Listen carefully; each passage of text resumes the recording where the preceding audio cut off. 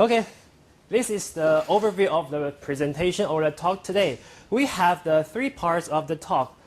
The first one is the background knowledge, including the Hakka or the origins of Hakka and some historical and geographical facts of Hakka in Taiwan. And in addition, I would like to share or to tell you some information about Hakka in Taiwan. Okay, the second part is about the language itself. Okay, I will introduce the phonological, morphological, and syntactical phenomenon and examples to you and to help you understand this language more.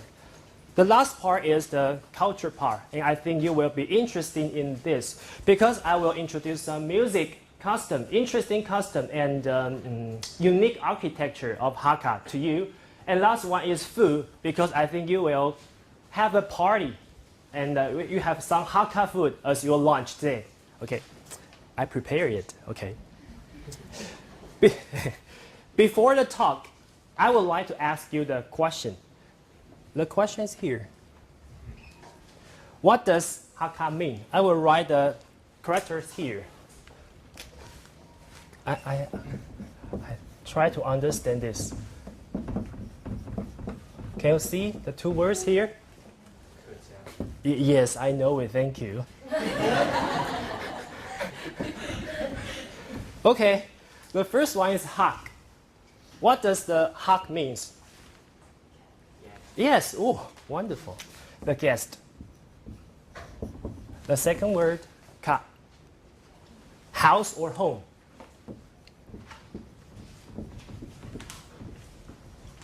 So this tells us the origins of Hakka.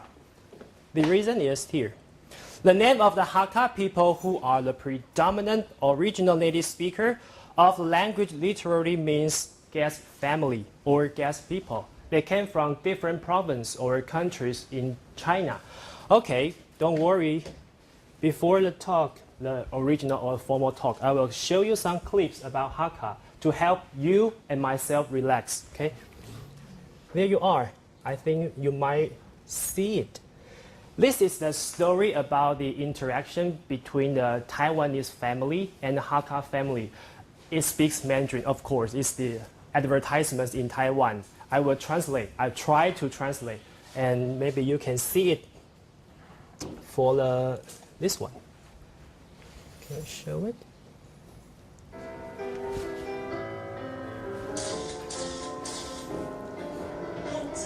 This is a traditional architecture of Hakka. Do you hear the word? Rehear it again.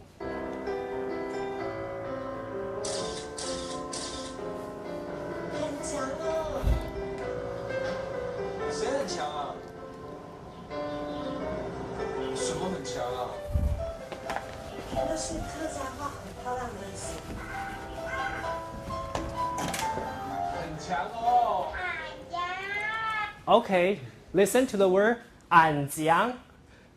Yeah, confused. 安江. Can you repeat after me? 江. 江. Jiang means pretty. So when you see the pretty woman, pretty girl, you have to say you are 安江. You are 安江. So she will be very happy. Okay? 安江, 安江. Okay.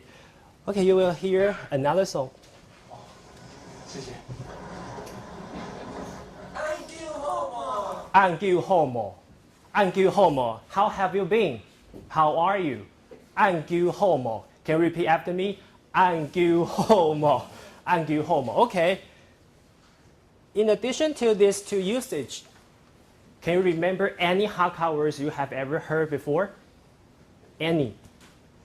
Yes. I'm not sure, but I think the 3rd language in the Taiwan metro is. Wonderful, wonderful. And I always hear Taipei, Zhang, the main station or something like that. Yeah, you can be the actor in the advertisement because next part is what you said.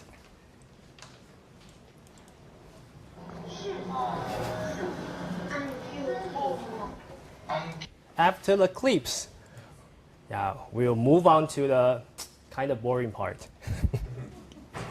The background knowledge, yeah, I think you understand this is the boring part. The background knowledge, first of all, I have to introduce the origins of Hakka. It is commonly held that Hakka are a subgroup of Han Chinese originating from the northern China. There are three, to trace the origins so far, three accepted theories are here, have been brought forth among anthropologists, linguists, and historians. The first one is Hakka people are Han Chinese, originating solely from the Central Plain in China, containing today's Shanxi and Henan province. The second reason is that Hakka people are Han Chinese from the Central Plain with some inflow of those already in the south. Okay. Thirdly, the majority of Hakka people are Han Chinese from the south with portions coming from those in the north. The latter two, the second and the third, are most likely and are together supported by multiple scientific studies. Okay. Okay, the next part is, sorry, the history. It is known that the earliest major waves of Hakka migration started due to the attacks of just different tribes during the Jin dynasty, the ancient dynasty, okay? I'm sorry. The ancestor of the Hakka migrated southwards several times because of this unrest, upheaval, and invasion since the Qin dynasty. Subsequent migration occurred at the end of the Tang dynasty till to Qin dynasty. I want to elucidate the process of the different dynasty. I want you to know the Hakka from the different dynasties here. That's okay. Okay, the last one is Hakka have suffered persecutions and discrimination ever since they start migrating to southern part of China. Okay. Okay, the next part I'm gonna to tell you the Hakka and some history or geographical facts of Hakka. Okay, thank you for not sleeping during the historical part. Okay, the next one. According to Huang, in 1993. The population distribution is here. You have learned Taiwanese in 2 weeks ago, right? The Hokkien occupies around 73% of the total people in Taiwan, and the Hakkanese comprise only 12%. Okay. There are 5 main dialects of Hakka Chinese. The Sixian, the first one, the Sixian. Okay, dialect originated from Guangdong Jiayin, has 6 tones, and is the most widely spoken dialect in Taiwan. So the language, the Hakka you hear during MRT is this accent. Okay. As for the second one, the Hailu. The Hailu dialect, the second most prevalent dialect, originated from Guangdong Haifeng or Lufeng. Okay, has the 7 tones, and that's the dialect I speak. Okay, I will show you the pronunciation later. Okay, there are also the Dapu dialect still from Guangdong. Okay, the Raoping, the Shao'an. Okay, the Shao'an was coming from Fujian. Okay, there are so many dialects in Taiwan, and we have the Fengshun, Raoping, and the Centra. Okay, you can see the chart here. We can see the distribution condition of the 4 main dialects of Hakka in Taiwan in this table. The red one is Sixian. I'm sorry, I didn't translate into English. The Sixian is the red one. You see, it occupies the majority of Taiwan. The second part, the purple one, is the Hailu. The green one is Dapu, and I think it's brown, right? The brown one is Shao'an. The next one is the detailed one. You can see the detailed distribution of 5 Hakka dialects in Taiwan. The red one is Sixian.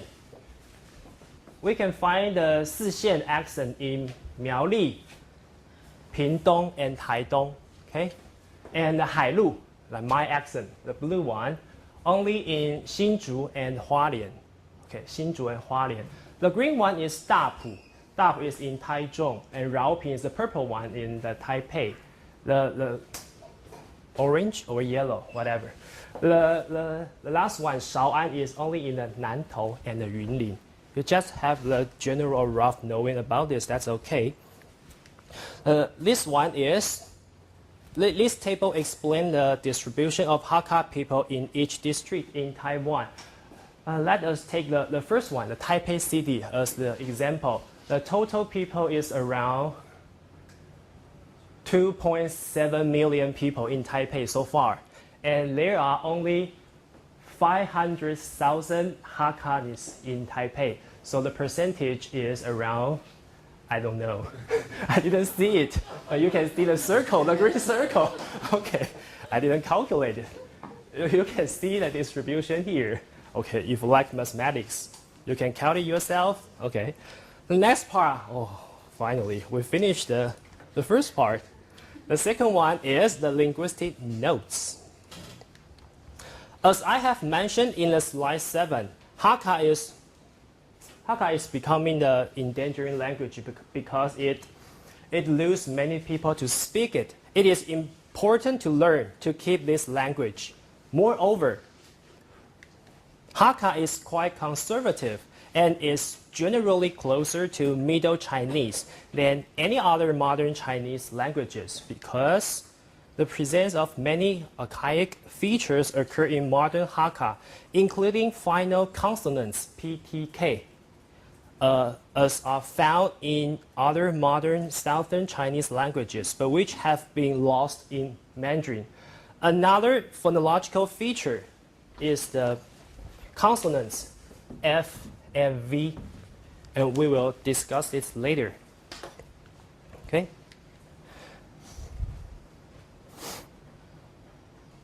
The first part of phonology is to introduce the basic syllabic structure.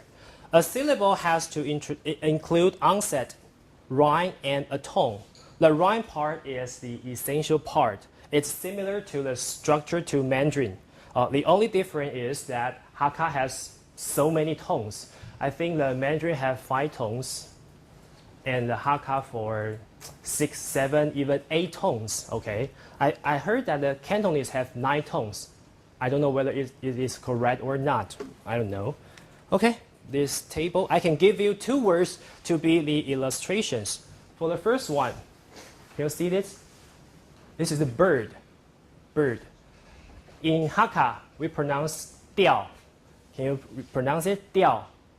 Diao, yeah, diao. You can see the consonant is here, back at the onset, and the I is a glide included in the rhyme, and this one, coda, vowel, nucleus. And that's when we give it a tone. Diao is the falling tone. So after giving it a falling tone, we connect the meaning and the existence. Okay, the second word is guan. Okay, guan. Guan means in prison. Okay, it's still as a falling tone here. Okay, the next one is, these are all syllable types. Okay, you can see here. We can use some words within as the examples. I have to mention that, okay, the tones listed in this table is 四线, which is totally different from my accent. Okay, but I can still pronounce the 2 accents for you. Maybe you can try to catch the main difference between these 2 accents. Okay, I will use this one. Where's I? Okay, this one. I. Oh. I means the short. You can see the numbers here, right? Do you understand what does it mean? The tone. You can imagine that the tone from the 1, 2, 3, 4, 5 here, from the lowest to the highest. And you can imagine the do, re, mi, fa, sol. Okay. After you imagine this, when we write the 3, 1 here, 3, 1, it means the what? The falling tone, right? When I pronounce the mi to the do is a falling. And for the 5, 5, 5-5 is the high level tone.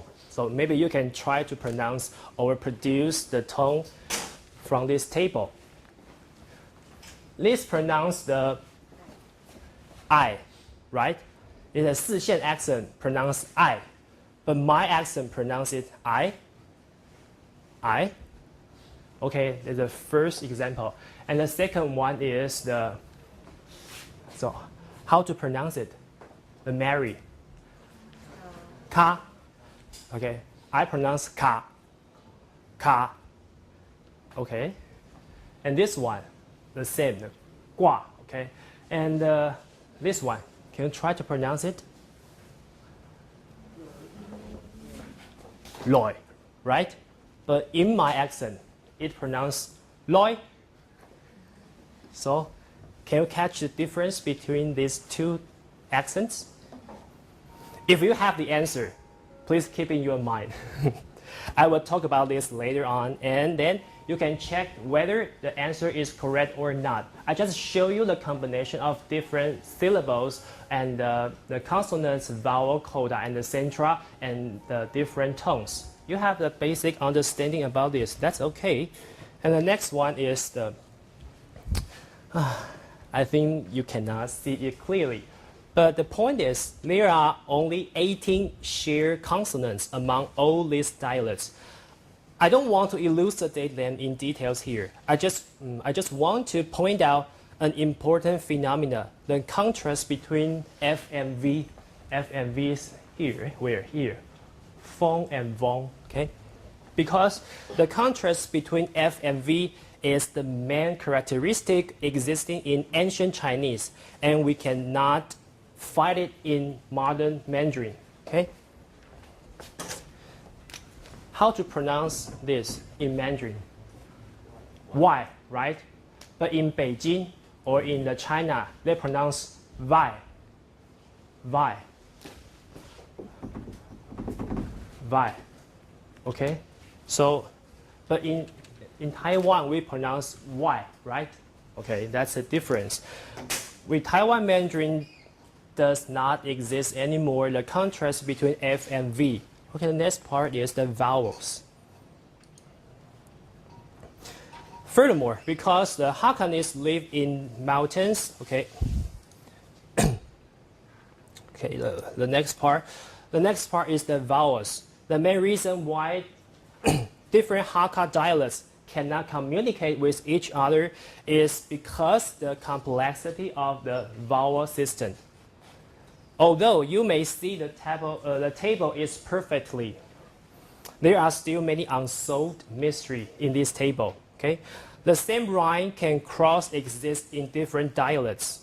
Okay, you can see that the 1-1. Remember 1-1, the low level tone here. 1-1. Oh no, that's a tone. I forgot. I skipped this one. Okay. As the tonal factor is added, the condition becomes more complicated. So you can see. For this 天, right? 天 sky. For the 四线, it's a 田, 田, a 田. But for 海陆 it's 天, but a. That's different, the different vowels. So there are different combination of vowels in different dialects of Hakka. So it's difficult for you. But the most difficult part is coming. Tone. The most difficult, I think, in my personal opinion, the most difficult part for you is this one, the tonal part. First of all, I would like to explain why do the number here. I have explained it, okay? And you can imagine it from the do to the so, right? Then the tone 2-4. 2-4 is rising, okay? I just to give you a review, a recap. Okay, the reason why I said that the tonal part is the most difficult is because the distribution of these tones is totally unpredictable. Okay, you can see the 1-1, okay. The 1-1 here. In Raoping, it's here. In Hailu, it occurs here, here, and in Sixian it appears here. So you can see 1-1 appearing everywhere, right? So if you are not a native speaker of that accent or that dialect, you cannot master the tone that well. Okay? Even me, I cannot understand what 四线 accent speak. I don't know what does he mean. I don't know. Okay? Okay. Remember the question I asked you about the difference between 四线 and 海陆 in this here? I pronounce this one. What is this? I and I, right? Do you have a different color? Okay. The 四线 pronounce I. Can you see this? I. And the 海陆 pronounce 海. Okay. The next one is 來 means come, to come. 來 in 四线.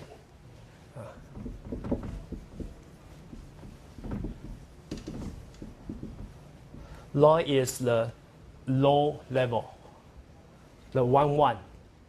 This here, Lai, to come. 1-1 means the lowest level tone. But in my accent, 海陆, it pronounced the highest 5-5, Lai. So can you tell the difference? They are totally opposite. So when 四线 is falling, the 海陆 is rising. Okay? When the 四线 is high level tone, the 海陆 is low level tone. They are totally opposite.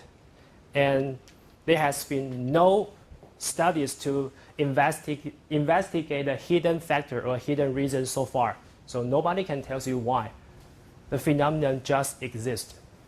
If you are interested in this phenomenon, maybe you can try. Maybe you can try. The accent and the tone is totally opposite, okay? The next one's tone sandy. Yeah, it's difficult. I'll try to show it.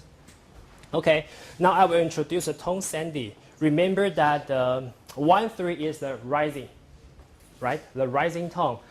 Okay, so we'll see the example. The first tone sandy rules here. 1-3 is the rising. Okay, when it precedes any tones, it becomes the 2-2. 2-2. We can give you the examples here. The first, 等差. I'm sorry. 等 is the to wait. Wait. 等. Okay, you can see. 等. Okay, I emphasize the tone. 等. Can you feel that? The rising 等 and the cha means the car, waiting for the car. Cha is a falling. 等 cha. But when I pronounce it together, I pronounce 等cha. 等cha. Right? Okay. The second one is the pong. The first word is ሹ. ሹ is here. ሹ. The second word is 中 is here. Pong. 中. So ሹ 中. But when I pronounce it together, it's been the ሹ 中. ሹ 中. Okay, this is the first tone sandy rules here. The third one is 老年. 老年 means the elder, the old people. 老年. Okay, but when I pronounce it together, it's the 老年.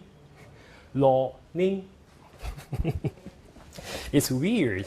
Okay, the second one is when I pronounce the high level tone, 5-5, precedes any tone, it becomes 3-2, the falling. Okay. This one is up, means duck. Up, it means duck. Mo means feather. Yeah.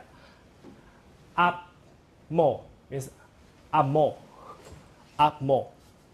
Yeah. And the second one is, can you read this? Okay.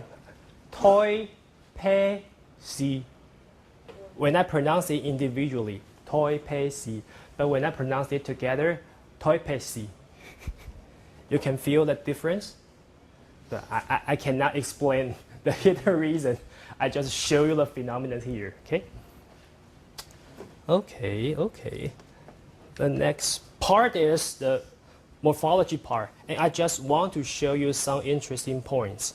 The first is there are numerous names of places where we raise different kinds of animals. People is a kind of animal, so we give the place a vogue like house, only for human.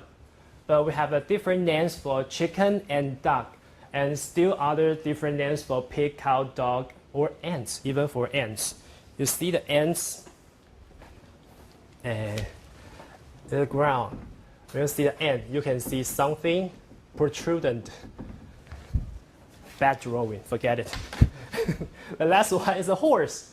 We give a special name to the horse, and I don't pronounce here. The second part is the semantic magnification and contraction. We can observe these two phenomena according to the HAKKA. Water in HAKKA, the first one, water. Water in HAKKA can refer both the liquid that we drink and the water falling from the sky. I think you know that is rain or the 雨 in Mandarin, right? Okay, no matter the liquid or the rain, we HAKKA consider them as the same thing, just the water. So I can tell that I 是水 eat water, 是水 水 哈 the water pronounced 水 水 okay, and the rain we say 落水 the water is falling from the sky 落水 落 means falling, okay, 落水 means the rain. So the second one is the eat.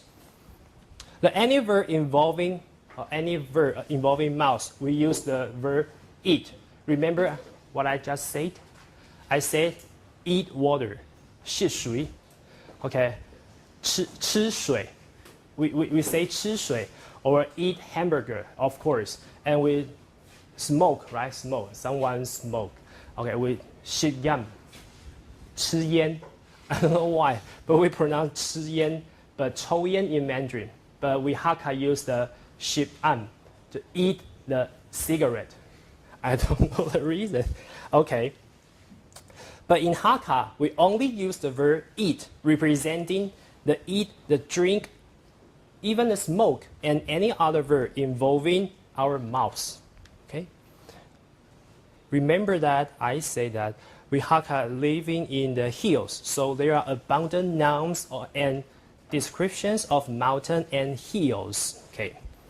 We can see that the protruding terrain and flat terrain and the hollow terrain, we have so many different words to describe the detailed part of this terrain, like gong, liong, long, yong, etc.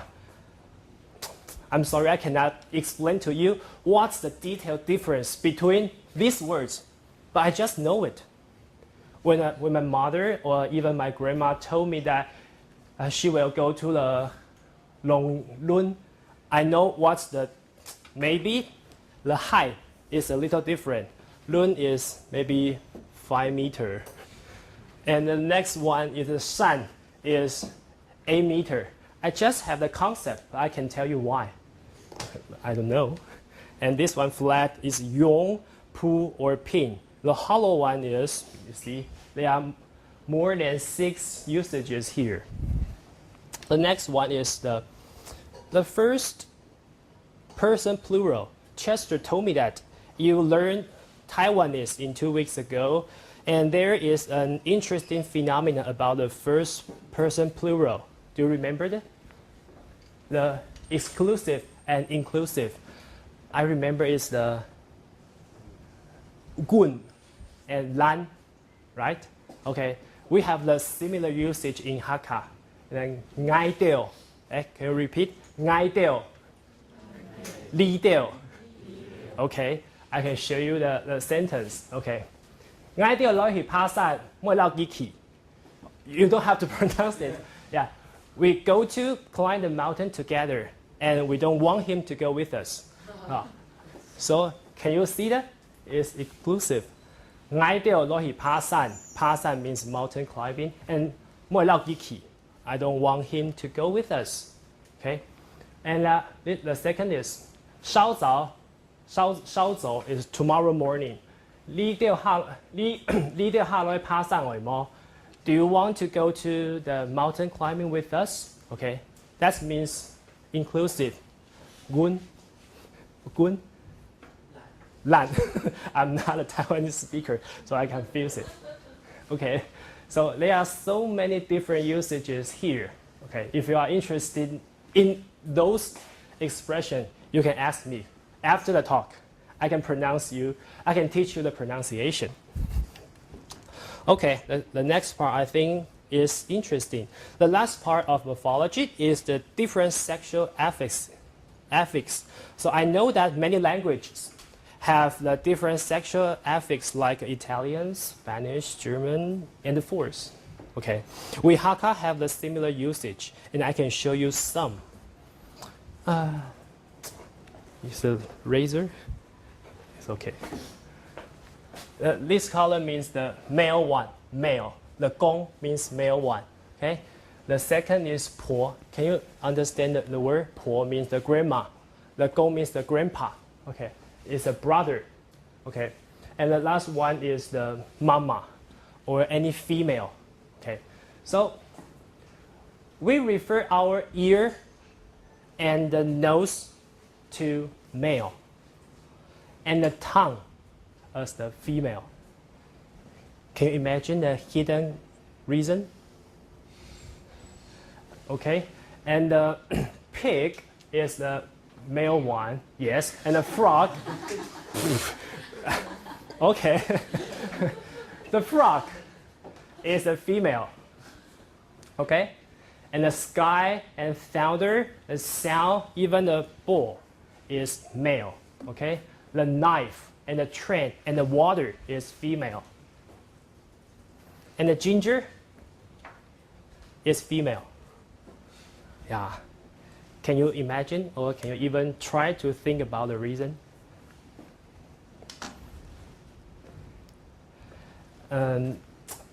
It is about metaphor. You can think about the difference between men and women. What's the characteristic between men and women? I think I have to stop here. I can explain it in detail during the class. Okay. You have to imagine it, okay? Okay. Let's think that the last part of this one is syntactical usage. Here I would like to introduce the usage of you. You means have in English, okay? Which means have in English. When we use with another verb, the first usage here, okay, then you here refers to the usage of past time or perfect aspect. The first one is you ship more. You means have, ship means eat, mo is the question mark. Did you eat? It refers to a past time. You 卖累, I have bought it or I bought it. 我卖累. 卖 means buy. I think you understand the word. Okay. You like He has ever been here. So we use the same word you to express the different time concepts, no matter in the past or perfect. The second one is when the usage you precedes an adjective, it becomes an interrogative usage. You tian mo, tian means sweet, right? You tian mo is it sweet enough? The second one, you shao mo, is it too hot? Or I can teach you the way to distinguish a speaker is a Hakka or not. When a man speak, something is hot. If he speak shao, he must be the Hakka or she must be a Hakka. Shao, this word, shao. This is a unique usage to express the hot in Hakka. So when a man or when a woman speak, 哦，这好烧哦，今天好烧，或者水好烧， he or she must be the Hakka. 100%, 100%. Okay? 你阿什么又这样 Remember? 这样 means pretty. 你阿什么又这样 In Cantonese, it's 冷 right? 靚女, the same meaning. This girl is pretty. Okay. The last one, when you have a model adverb and these different usages. The first one, 你要好賣麼? The you here. Can we buy this? 要差賣麼? Is there any car to sell? 差要賣麼? Do you have car to sell? Remember, see that the different situation or different location of the you. And 佢姓朱新處. 佢姓朱有人麼? Is it far to 姓朱? Okay. Yeah. Okay, I think we are going to stop the linguistic part here. Okay, and I will show you something. I try to show you something. Here. I'm not sure whether you can understand this or not. Okay, I think we have to stop here to give you a 10 minutes break, right? Okay, let's finish the first talk here. Okay, thank you. Okay, thank you. Lên nói luận giải. Okay? Okay. Okay, the next part is about the cultural phenomenon. The first part is about the classic music. I'm gonna to tell you about the HAKKA 8 notes. It is the traditional classification of musical instruments. The 8 notes are refers to the 8 materials used to make instruments, namely metal, stone, string, bamboo, okay, fruit shell, earthenware, animal hide, and the wood. Okay, during the Hakka migrations in China and eventually to Taiwan, Hakka people assimilated and combined music from different regions into their own music and gradually developed a very special style called the 8 Hakka notes.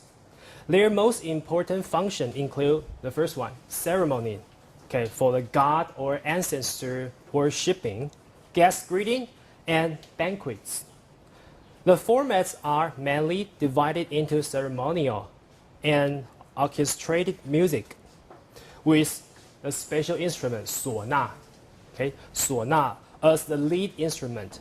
There are the big and the small ceremonial music. The former one, or the big ceremonial music, use the big 唢呐, the big 唢呐, very big, as the lead, accompanied by gongs, like this one, gong, and drums. The latter one, okay, the small ceremonial music, is led by small 唢呐and complemented by string and bamboo instruments and gongs and drums. Okay. The numbers performed include traditional melodies, Northern 乱弹 melodies, and other local tone. Okay. The orchestrated music is also divided into 2 categories. The first one is concert music played mostly with string and bamboo instruments at ceremonies. The other used 唢呐 as the lead and string bamboo instrument for accompaniment to perform folk tunes, traditional extravagant melodies, 乱弹 and many others traditional tones. Okay. The purpose and the location is for the tea picking operas. Tea picking 采茶歌, okay? And singing opera, originally a type of small wind percussion band performance. The 8 notes went through changes in time and began to expand in functions and transform from different background music. Okay. Okay, I will show you the traditional music. It is really different from the music you have ever heard. The 唢呐, people told me that the 唢呐is used in Western music. Do you know which song? I will show you. But maybe the information is wrong. I will try it. Okay. Wait for a second. Get right. Have you ever heard of it? Right? It's 唢呐. Have you heard of this? Yeah.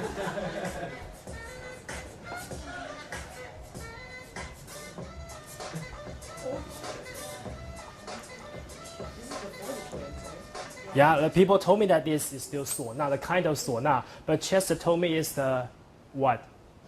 Something like a trumpet or saxophone. Soprano. I don't know. It's 唢呐. Okay. It sounds like. Okay. Okay, the second one is the mountain songs. Okay, the mountain song is the Hakka mountain songs and folk songs play a very unique role in traditional performing arts and social culture.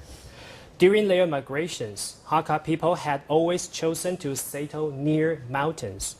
Since farming has been their primary means of livelihood, when they were trailblazing in mountains or working on the farm, their life was always closely related to the nature, no matter the hill or the mountain. Mountain songs were created in mountains and open fields. They were improvisations by Hakka forebears while tilling the land or just having fun at leisure. They are mostly depiction of life. I smile. I burn out the laughter because I'm thinking about the song I will show you. And the praise of love. The emotions of happiness, anger, sorrow, and joy are completely expressed in these creations. For love, I will show you a mountain song for love, for pursuing a girl. Okay? Remember the word 这样, right? The pretty is the most famous song of Hakka. The girl is very, very, very beautiful.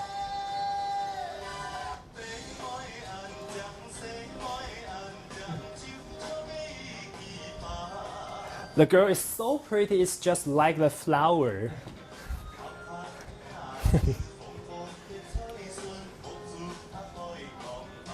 Have you ever heard of this?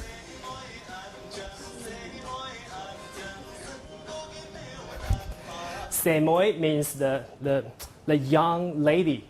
So you can say the expression to the Hakka woman. 你按这样, 你按这样, she will be very, very, very happy. Okay, we will enjoy the music.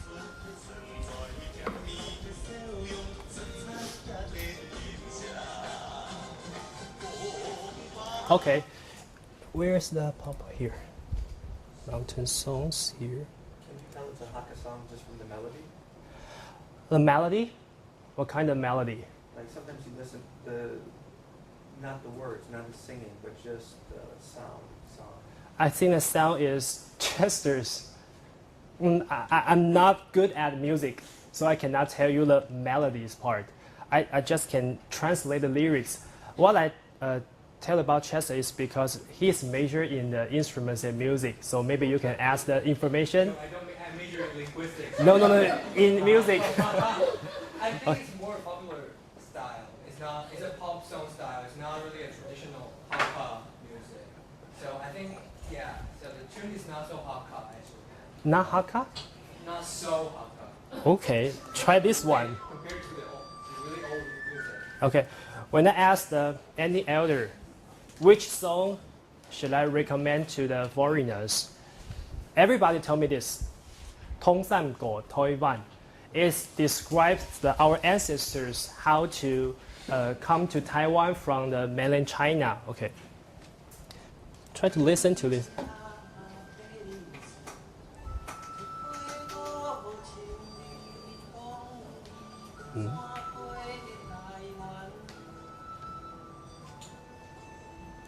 Listen to the very traditional one. I have one for you here.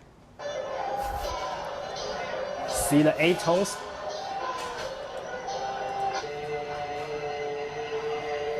The funeral instead of the wedding party. I think it's more like funeral, okay? So to pursue of love, to sing them, the voice has to be loud. Okay, here.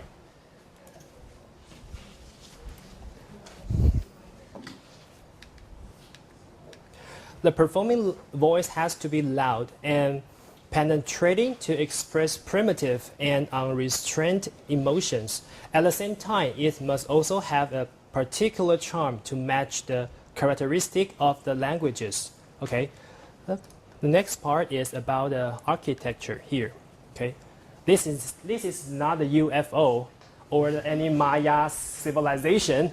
This is the traditional Hakka architecture called Weilong House. Okay, Weilong Wu here. Okay, here. The Weilong, Wei means a circular, Wei, and this one is the inner. Okay, before the introduction, I will give you the clip about this.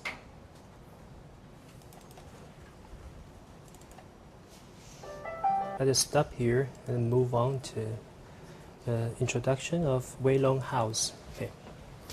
The Weilong House originated from the Tang and the Song dynasty and continued to thrive through the Ming and Qing dynasties. Okay, Hakka people built these buildings on hills or slopes using the most developed architecture skills of the Han people in Zhongyuan. Okay, and combining the different architecture skills of other cultures.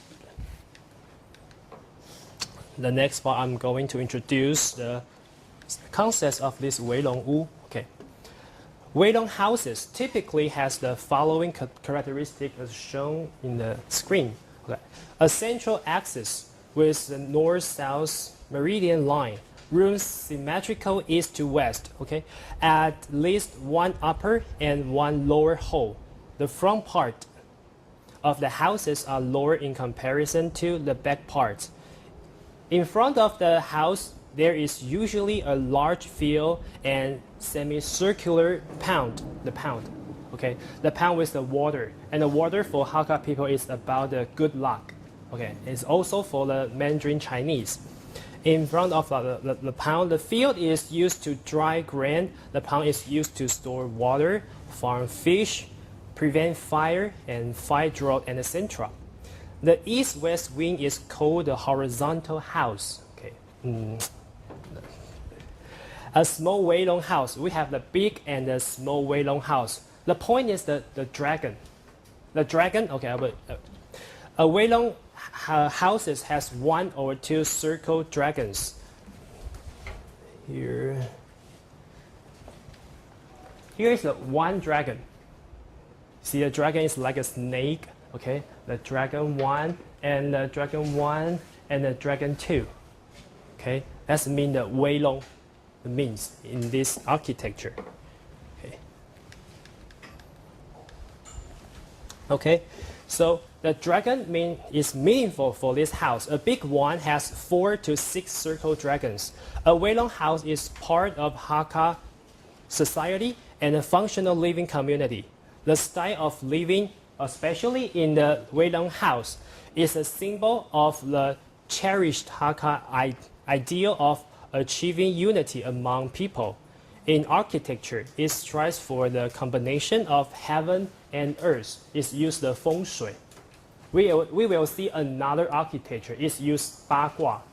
Okay, we use the different concepts. One Weilong Wu use feng shui, and another is used bagua. We will talk about later. Okay.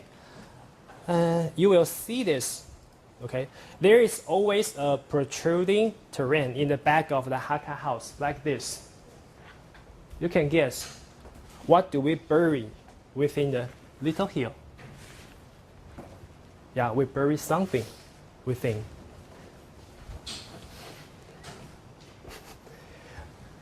The ancestor told us that we bury the dragon or the baby. Not a real baby, not a real baby. We ask the baby representing for the good luck or the fortune from the temple, and we bury it into this protruding hill, and we build another houses to protect them. So our ancestors told their grandson or great-grandson, they have to protect this field. They have to, okay, because this is the heart of the Hakka house. Okay, you can see it's a feng shui, means a circle. Can you imagine this is like a Tai Chi? You understand Tai Chi? One is black and the other. this one.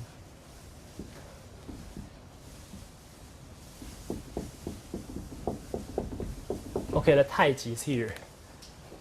So the architecture imitates the concept of Taiji, the black yin and yang. Okay. Okay, the next one is Cigar House. This one is famous in Meinong. Meinong is in Kaohsiung. Okay, it is a place where the Hakkanese made cigars during the Japanese occupying Taiwan. So you can see the architecture is full of the Japan style. You can see that here. Okay, the next one is Tulou. That's what I say. The different architecture from the Weilong Wu. Okay, this one. I will show you the picture first. Here. You see in the clip, right? What's the difference? Yes, the square. It's all circles. The Weilong Wu means we use the dragon, right?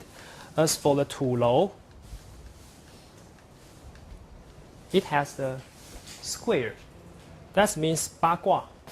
So 八卦, we have so many different meanings here. And Taiji.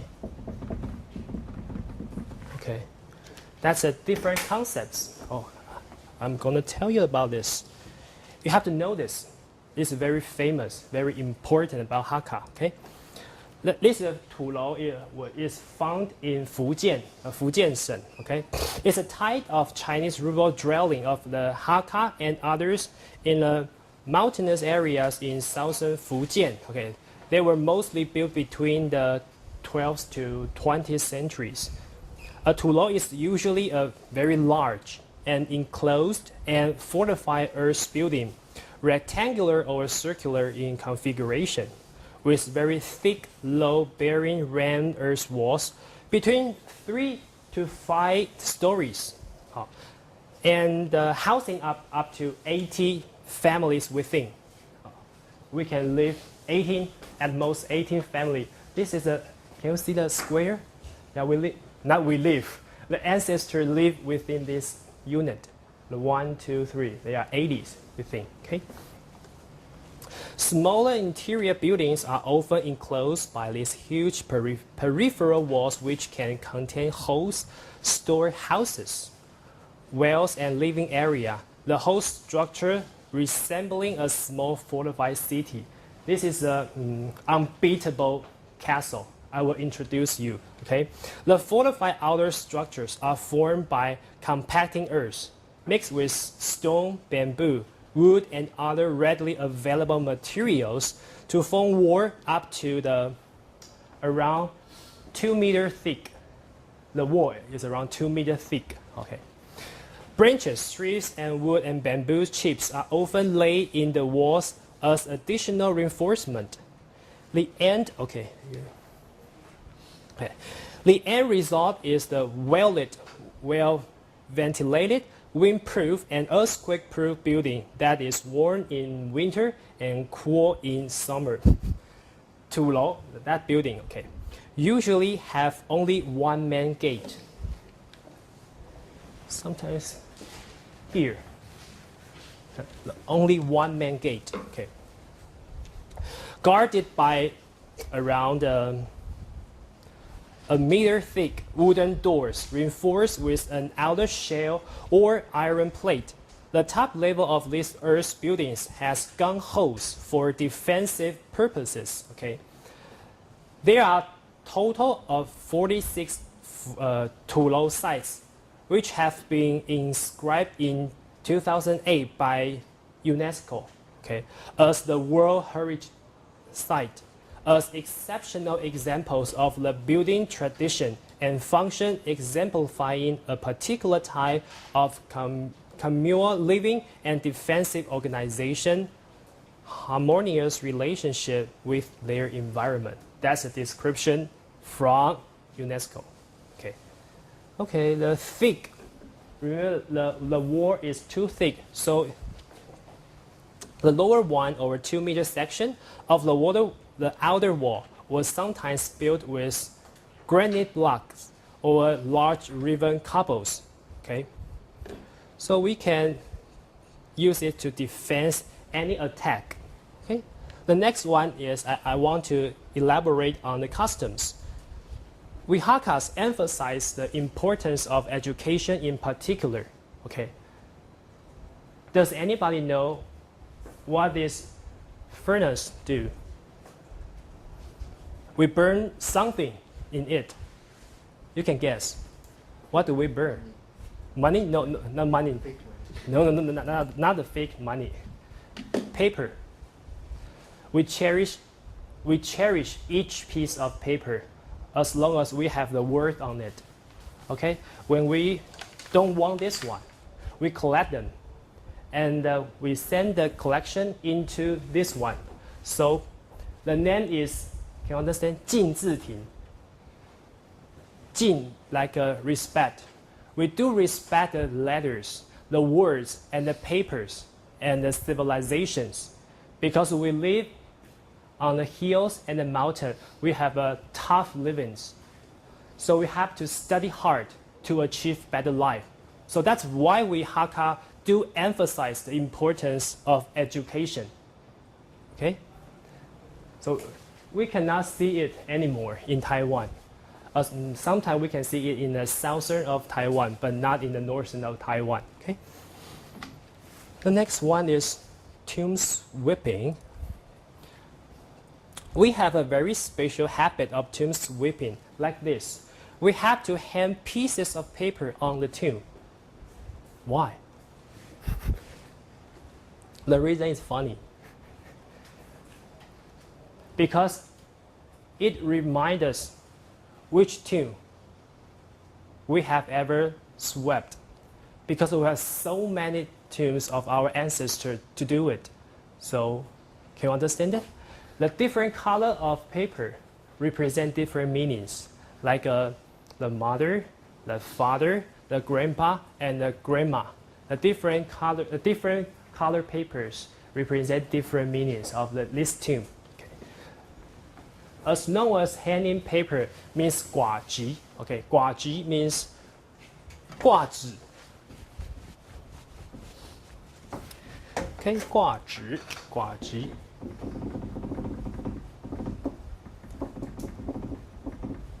We don't say 扫墓 in Hakka. Instead, we use 挂机 to represent the meaning of tomb sweeping. Okay. The next one is Repeat Sky Festival. Okay. I have to tell you the legend about this. Does anyone knows whose goddess is that? It calls 女娲. Have you ever heard of it? 女娲. She did a very marvelous and great things to the human beings. I will tell you that. Okay, around 6,000 years ago, an epic struggle occurred between the water god, means 共工, 共工, 共工. Here, the water god, 共工. Okay, and the fire. You don't have to remember the name. Just a fight between the water god and the fire god. And their struggle ripped the sky apart and cracked deep crevices into the earth. Unknown objects fell from the sky and water flooded the lands, killing a great number of people during this horrific havoc wrought upon the mortal world. So, the 女娲 appeared.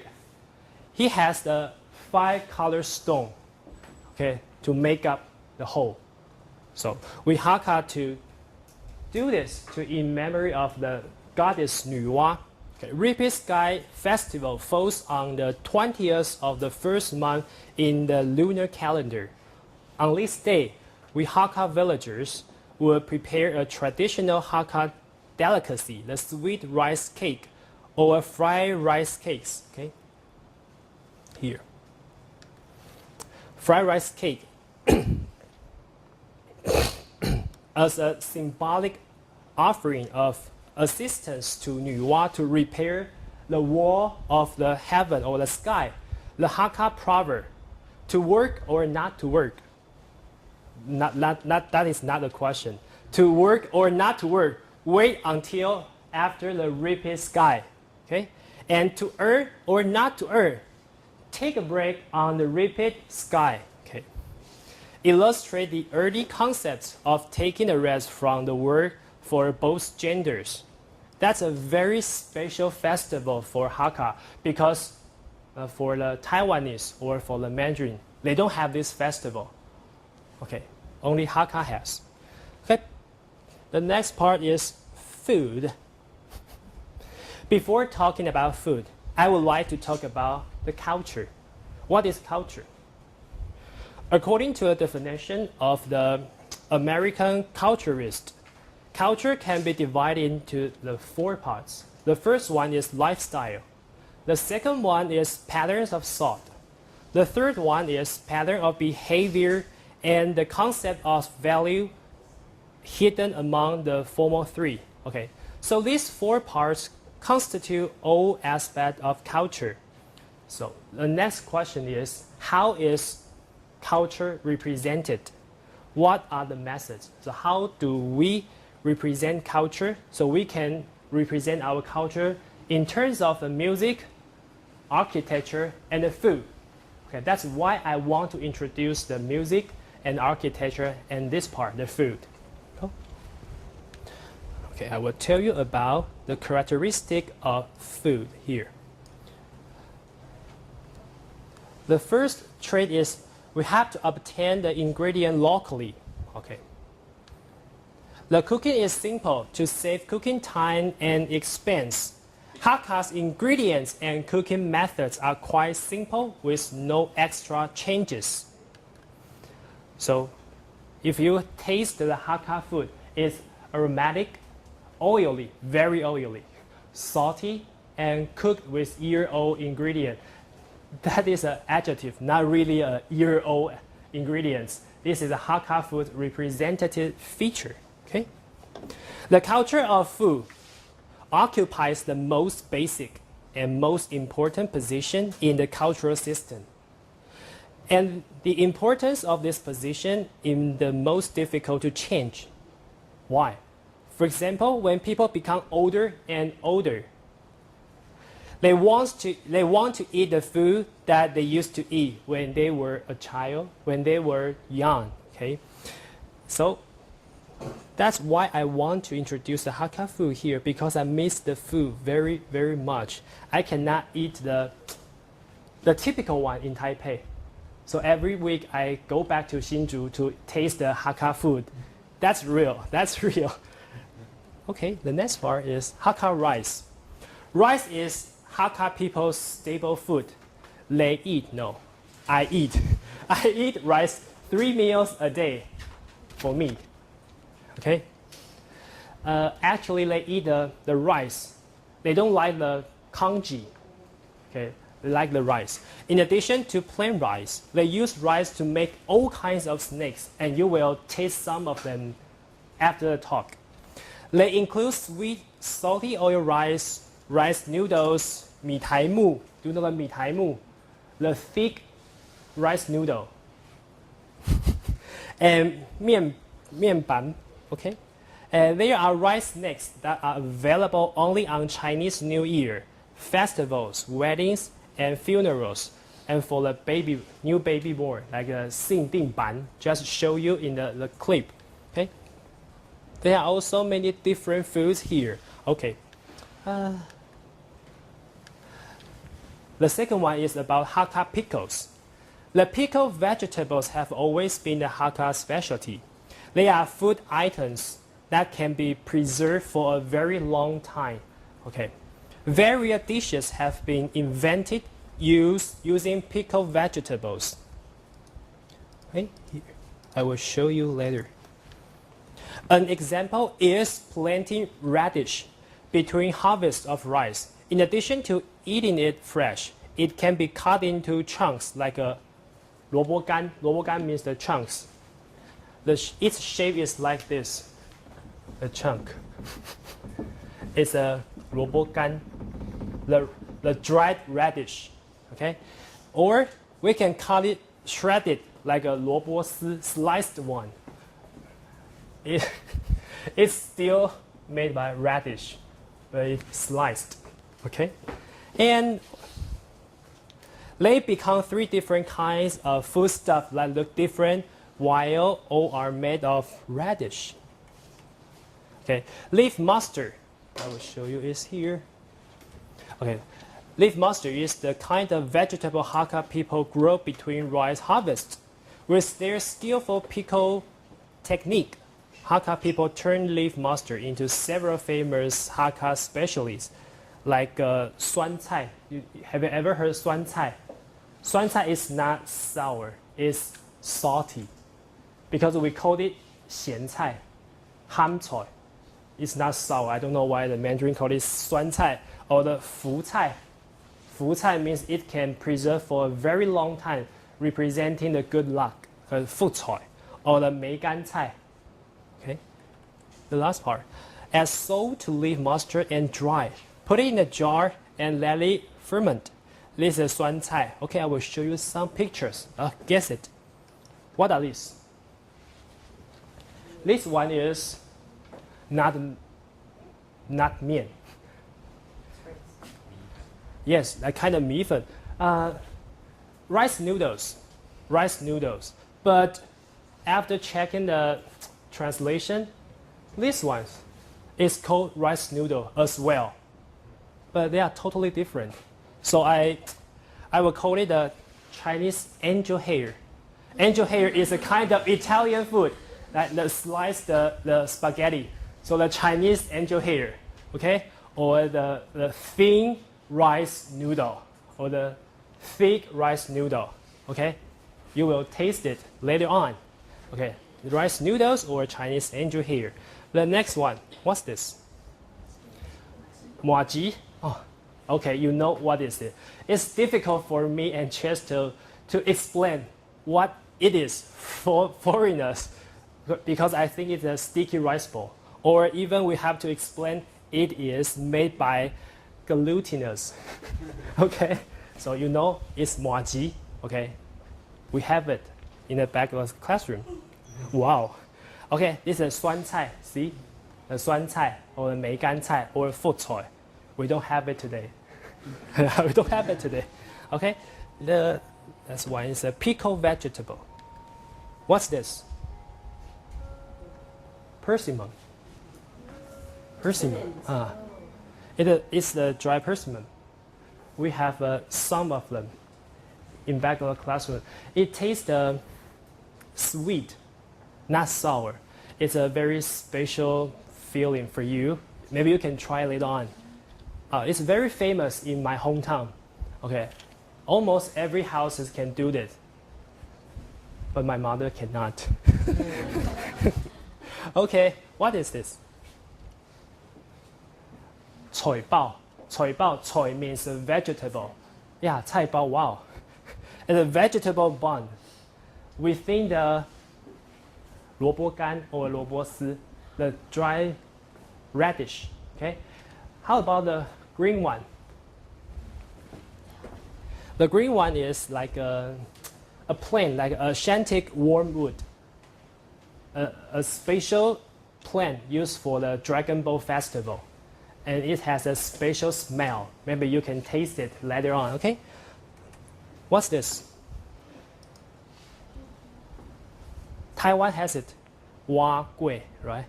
蛙粿, but we call it salty rice pudding. Yeah, it tastes like pudding. Yes, it's very delicious, but I can bring it to you. And what is one? Steamed sponge cake. It's made of the brown sugar. It's a kind of sweet and like a cake. Yes, like a cake.